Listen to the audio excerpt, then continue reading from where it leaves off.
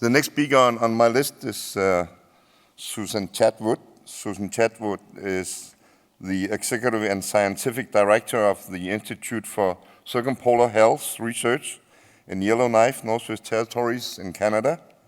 She is an assistant professor in the Dalai Lama School of Public Health at the University of Toronto and is currently engaged as an Arctic Fulbright Scholar.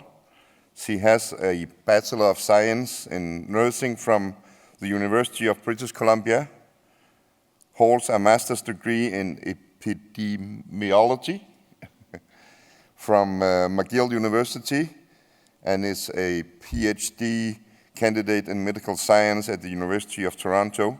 Susan has spent most of her career in remote and northern communities, working in the clinical setting, public health, and research.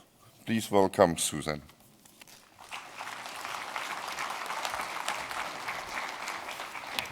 Okay, thank you. And I'd like to thank the organizers for having us here and inviting me to speak. And I'm going to move a bit from contaminants and take us about 30,000 feet up now to look down from a systems perspective. And as introduced, I've sort of been through the health system myself, as a northern resident, as a nurse, as an epidemiologist, and now moving into health policy. And I'm going to talk a bit about health systems, why we want to look at this in a circumpolar context, what are some of our shared challenges, and then from a framework perspective, how we might work together to understand our systems. There we go. So again, as we all know, we're living in a global context. It's an international context. So in terms of understanding our health systems, there's some value in looking between our 8 Arctic countries, and within our nations, we often do north-south comparisons, but then also with international comparisons, we can learn from one another. And today I'm going to talk a bit about what are some of our shared challenges and what are some of the shared contexts that we have, and then justifying how we might learn from one another. As we approach health systems within our nations, we're often talking about the economic challenges, economic sustainability. This is really an international issue. It's a big issue within our nations we're talking about often. And then within the north, we have additional challenges and costs. This is a graph within Canada that you can see in Nunavut. It's 2.3 per capita costs in the territory compared to the rest of Canada, and as well in Alaska and the Nordic countries, we see that similar difference, 10 to 30% more expensive as you get into northern regions. Greenland and the Faroe Islands are the only jurisdictions when you compare to Denmark that there isn't the higher per capita costs. And as well, we have these long distances and challenges in the rural and remote context. And often we're focusing on this, and we're looking at the system and the challenges, and we've been a bit stuck in that system, both nationally and within our circumpolar perspective.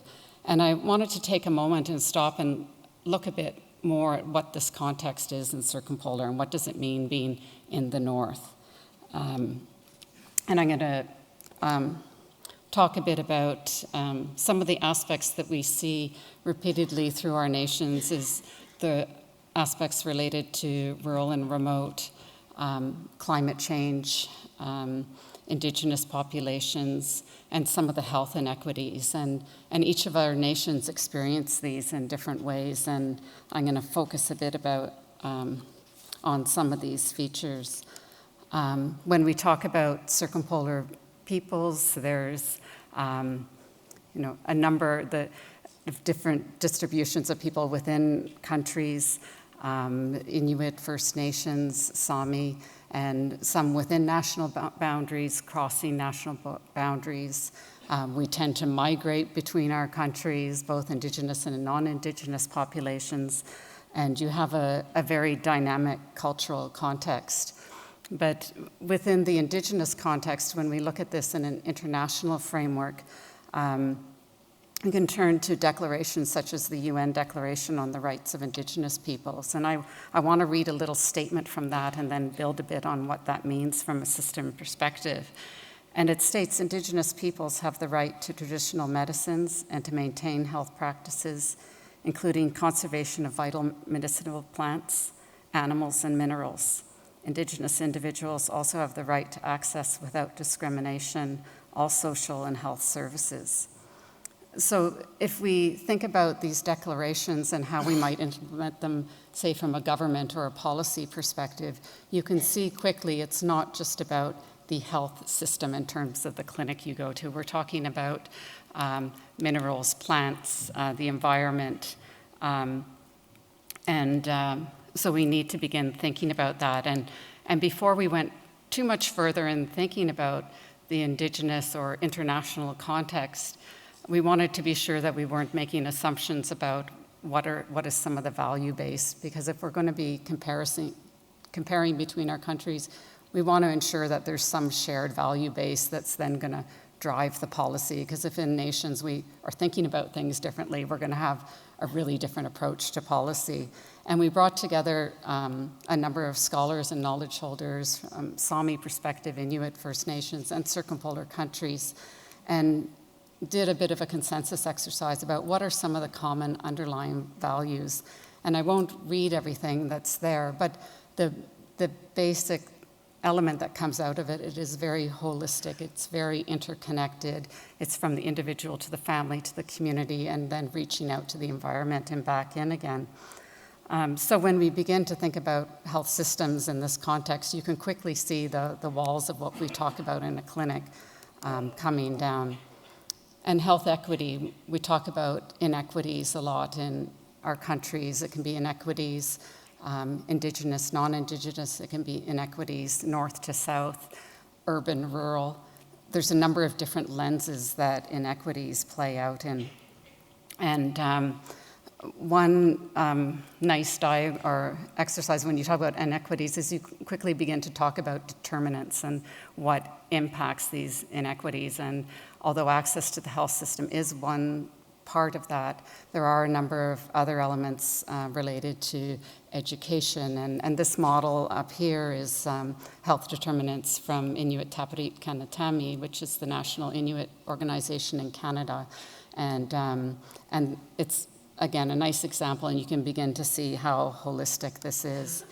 So when we talk about a health system, I want to go back to the model and then talk a bit forward about where we might go in modeling health systems for circumpolar and learning from one another. And this up here is sort of a standard model from World Health Organization. It provides the building blocks for a health system and then what outcomes we might be measuring. And I think within any of these building blocks, there are a number of other models and intensive policy studies underway in international forums. But what this means in a circumpolar context, I think our modeling needs to catch up with that. And I selected an example of initiatives and strategies within our countries. Our governments are being pushed this direction already. They're beginning to make the innovative policy. In Finland, we see innovations in terms of sustainability initiatives, health in all policies, which means not only thinking about health in the Department of Health, you also have a number of interdepartmental committees where people are working with education or with agriculture and how do we approach health and wellness. And in Canada and our governments about working more integrated models, incorporating traditional knowledge and approaching wellness. One is a working paper up there from Norway looking at nature and mental health and how does that go together. And I think any of us who are from a different nation can look at one of these policies and think, oh, there's something interesting. And what are they doing in Norway that might influence our land-based programs that we're starting in Canada and the territory? So we quickly begin to, as we're modeling health systems, to think about whole of society and whole of government approaches. And it really begins to break down some of the traditional ways that we're organizing our government and system. My area of interest is to begin to go forward and think about this. And I was very fortunate to be selected as a Fulbright Arctic Initiative Scholar. And the work that I'll be doing is looking at health systems frameworks, so frameworks for the systems and then systems performance. So some of the having indicators that you're actually measuring how policies are performing, and then you can go back and make corrections. And it's a bit more of a governing systems model. But what I'll be working with a professor at UCLA who's done some of the systems performance within the EU and comparisons international, and then adding these circumpolar forces, if you will, in terms of rural, indigenous, inequities, and how might we adjust or modify a health system model in terms of thinking about this broader system and apply it in the circumpolar region. And this also becomes exciting because we're within the Fulbright Initiative, we have a number of scholars from circumpolar countries. There's 12 scholars, and all from different disciplines. So within that, we also have a group project, and there's one on health and infrastructure. And within that, we're beginning to look between disciplines about what is health, what is wellness, how are engineers approaching health and wellness in communities, how is this played out from biological, from wildlife. And immediately we're seeing that we have challenges in language and even how we speak to each other and define our models. We're going to be in partnership with our institute, Dartmouth College and University of Greenland, holding a Fulbright workshop in Dartmouth College in January. And we're going to begin to bring in more beyond the academia, knowledge holders, policymakers, Indigenous knowledge holders, and look at how we might define wellness in this more holistic perspective, and then possibly drill down to what are some of the real intersections that we have in terms of policy challenges where we might want to focus some of our research, because I recognize what I'm talking about is very big, and so we're hoping to do that, and it is by invitation, but if there's anyone here, if you're a biologist or working in contaminants, it's about bringing together all the scientific and knowledge perspectives and developing these frameworks to look at our health system and how we can learn from one another. Thank you.